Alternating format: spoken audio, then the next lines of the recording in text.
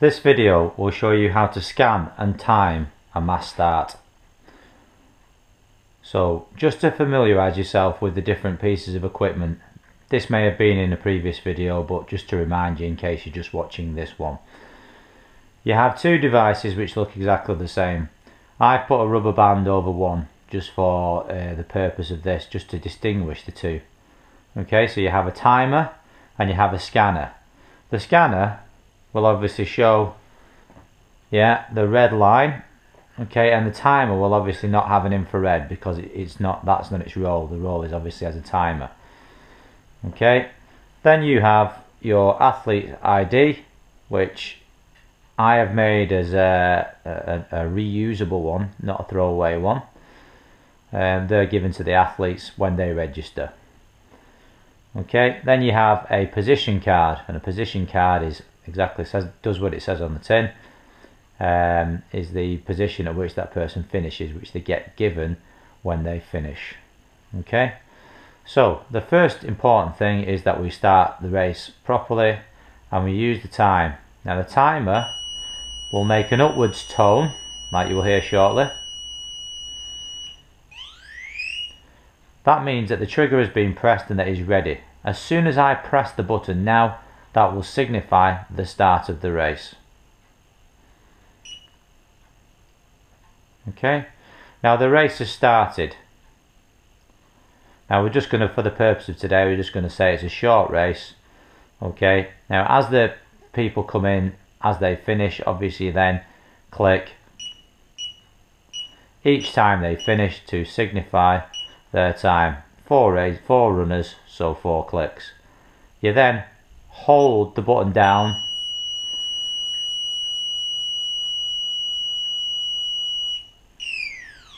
you will get a downwards tone, which obviously then signifies the fact that the race is now finished. That is now ready for loading to be plugged into the computer. Now, whilst you're timing, obviously somebody can be scanning. You wouldn't be expected to do all this on your own. It'd be quite impressive if you could. Okay, so as the athletes finish, so somebody has pressed the timer and they are pressing the timer and they understand that the athlete cards are finished. They hand out the position cards. So the person who comes first is given 1, and the person who comes in first, let's just say it was athlete 1-on-1. Okay, what happens, and this bit is really important, is that you scan the athlete barcode first. Okay, now the optimum range is about 6 to 8 inches. It scans, it's really receptive, it makes a noise to register that that has been scanned. It's really quick. Okay, now that's me scanning, that's position 1. Okay, next athlete comes on in, we scan that athlete. Okay, he has position card number 2, and again I'm just throwing these down. You would maybe have a bucket at the end so that you can keep them in some sort of order so that you make sure you get them back. Scanning the third athlete in, and so forth. Yeah, in that order. When that is finished, okay, basically you take the USB, the micro USB that you have, and you plug it into there. Okay, and you then plug that into your computer with the ARS timer software, as you can see on the other video. It will, because it's a mass start, it won't ask you whether the scanner is the start time scanner or the finish time scanner, because obviously it's assuming you've got the same start and finish scanners which you're using. So basically you then do that, it'll then upload that very quickly. Okay, then obviously, and it doesn't matter what order you do this, you can then put your timing device in and so forth into your computer, and then that will obviously register the times with the positions, and you will get a spreadsheet ready for an output file. Thank you. The race has been completed and now you're ready to download your timers. So you click on the download timer. It quite clearly shows you that no information has been downloaded before. On some races you could have already downloaded the data or the timer and then you're just updating it. So on our occasion we haven't actually updated any information, so that's why it says what it says. So you click on that. It now tells you that 8 athlete finish times have been saved. Okay, so 8 athletes completed the race and we've got 8 times for them. Now hopefully when we put this through it will say that we've got 8 barcodes scanned. Now on occasions you may get more than the positions that you accounted for, but it's quite clear to see when you see the output file where the mistakes have been made. So it does allow for a certain amount of human error, margin error. So on this occasion, when we click on it, it says 7 paired athlete position cards downloaded. Okay, then you go to generate output file. Now from this we could do whatever we want. We could do different genders, different age categories. We can print out just club results on their own. But for now we're going to generate the general overview, if you like, with everything on it. So you click export.